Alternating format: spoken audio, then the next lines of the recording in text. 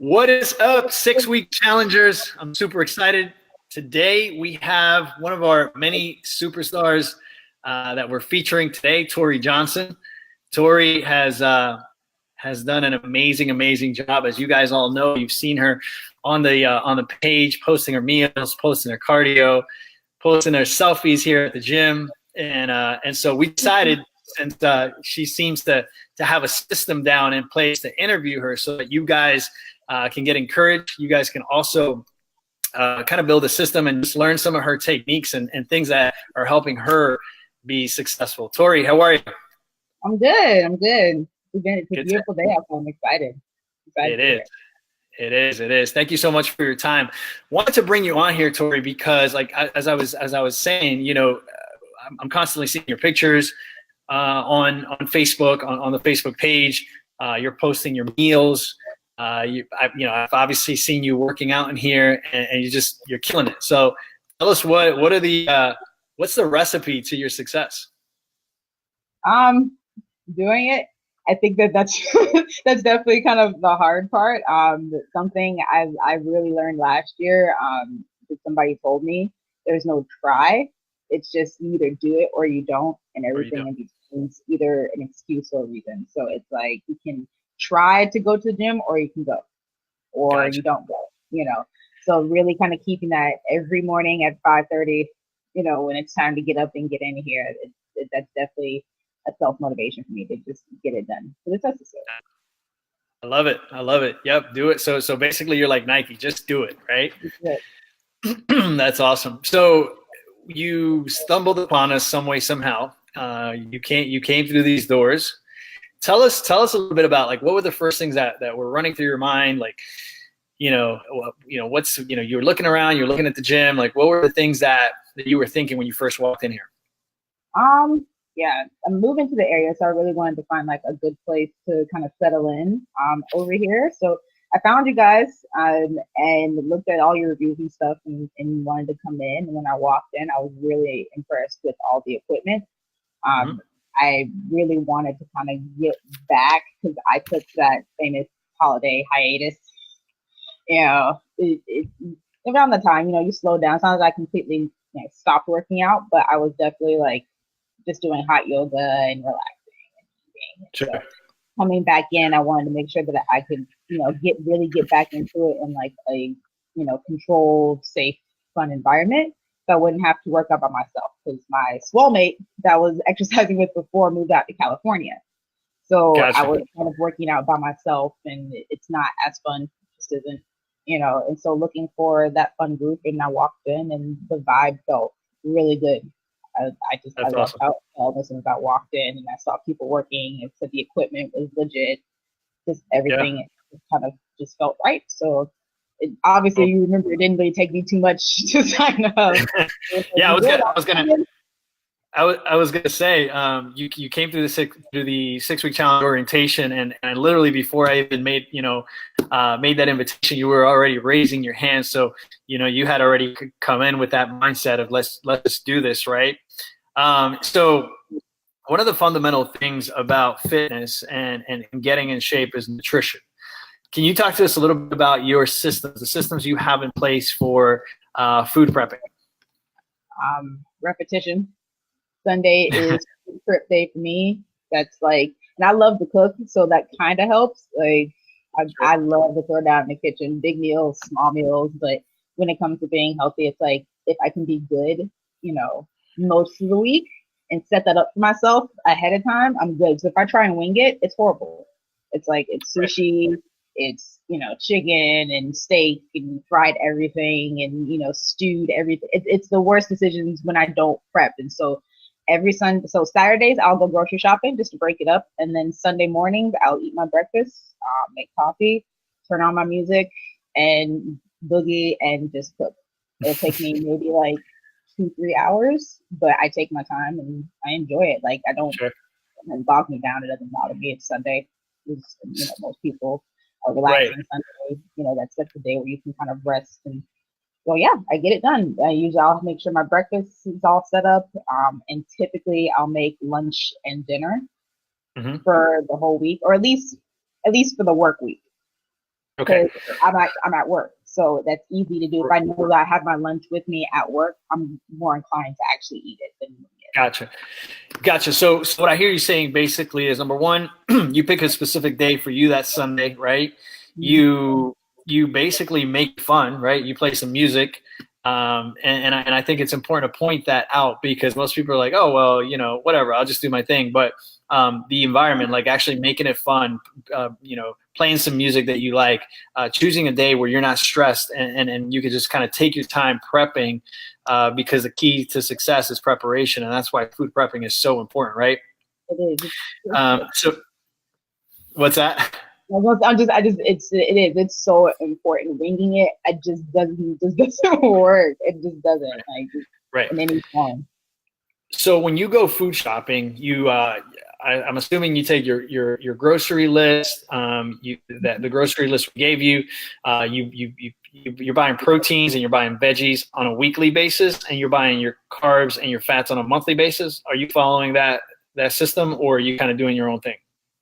Kind of doing my own thing, because I'm determined to get through the recipes in the book, because like I said, I like it. So every week I've tried a different combination of groceries. So part of me grocery shopping is opening the book, looking at, deciding like what I'm going to make, and then buying the stuff that I need, and then just going shopping with that.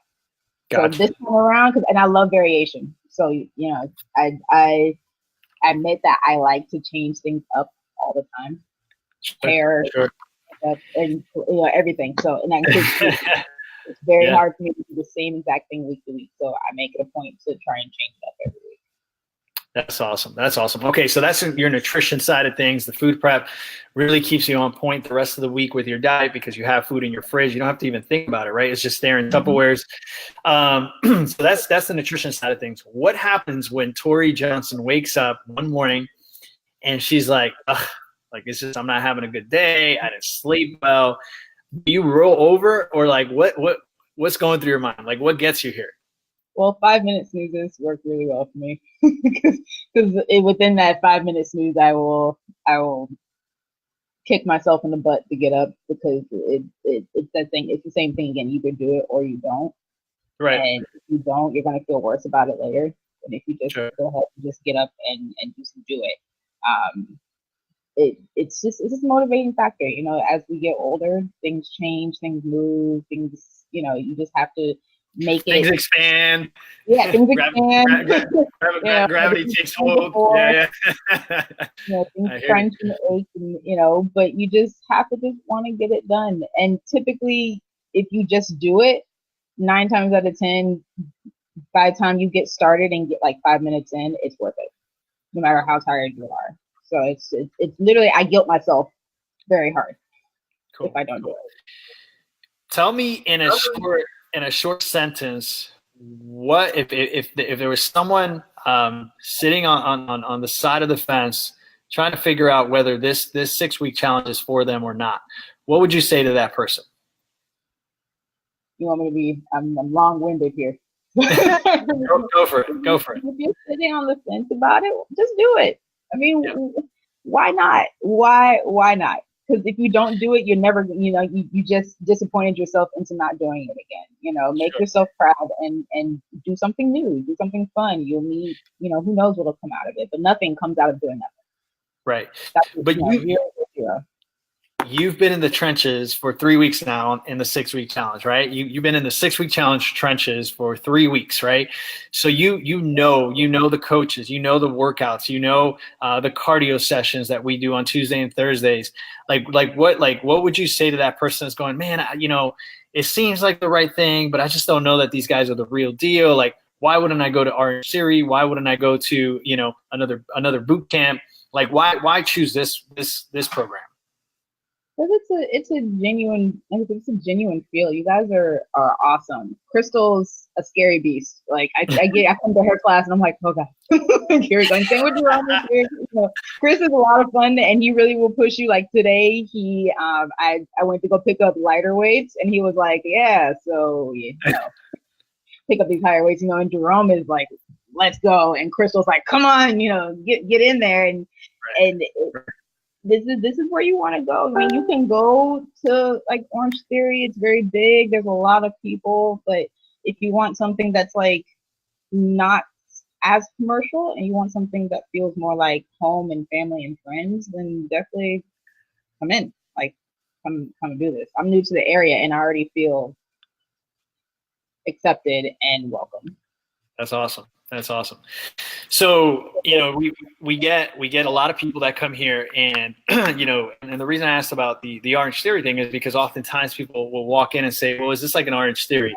You know, can you, I mean, it's 45 minutes of resistance training. You're lifting weights for 45 minutes. You're not on a treadmill. You're not on a rower for an extended period of time. You're lifting the whole time. I know that you've already gone through 3 weigh-ins. Right, so 3 weigh-ins, 3 weeks of weigh-ins. Yeah, 3 weigh-ins. Okay. What's that look like for you, if you don't mind sharing with us? Oh no. For me, my goal is fat percentages. Okay. And my goal is not to be skinny. I want to be fit, and I like my muscles, so I'm not concerned with my weight. I'm at a very solid 160, which I am very, you know, 5'9", so I mean, it's okay. But yeah, but my goal is fat percentages, and I feel my body, regardless of that, of just the mass 160, I feel changes in my core. My legs are stronger. You know, I can feel my body changing. And at the end of the day, numbers aren't everything. It's what you see and how you feel. Right, right. So you've been consistently at your weight, but you feel like things are getting tighter. Oh yeah. Oh yeah. Okay.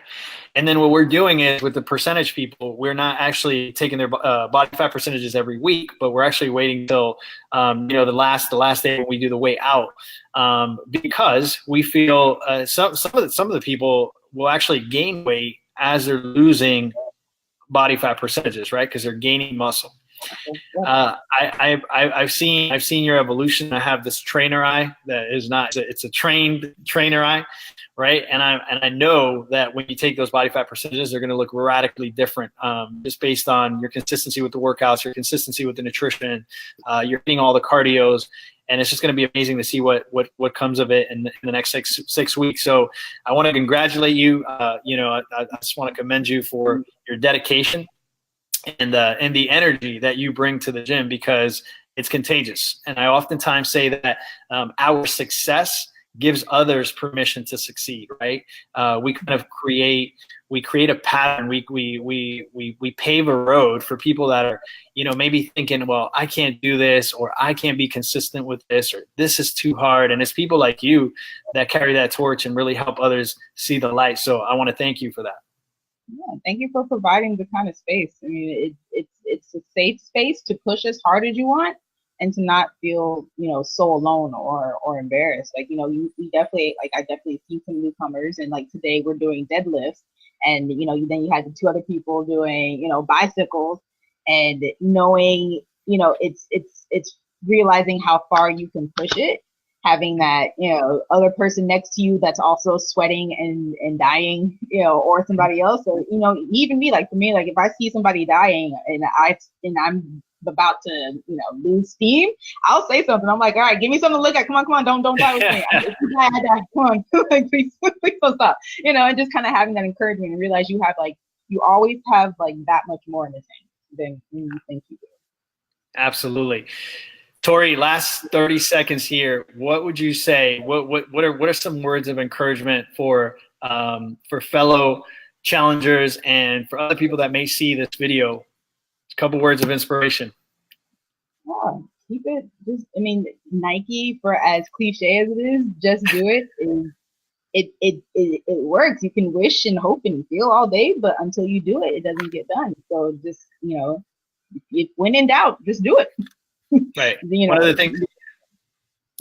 the things you said to me before we actually went live, you said motivation gets you going, inspiration keeps you going, right? Yeah, because like you get, like, motivation will get you started and they'll get you like here, but on those days when maybe your motivation is not so high, it's like that discipline and that inspiration, and that you're not by yourself to keep going even when you feel like you don't want to. That's awesome. That's awesome. Torie, you're a superstar. Thank you so much. We look forward to seeing you in here. Thank you for your time. And fellow challengers, as you heard, put your systems in place and you're going to succeed, right? Create those meal prep times, make it fun, and just do it.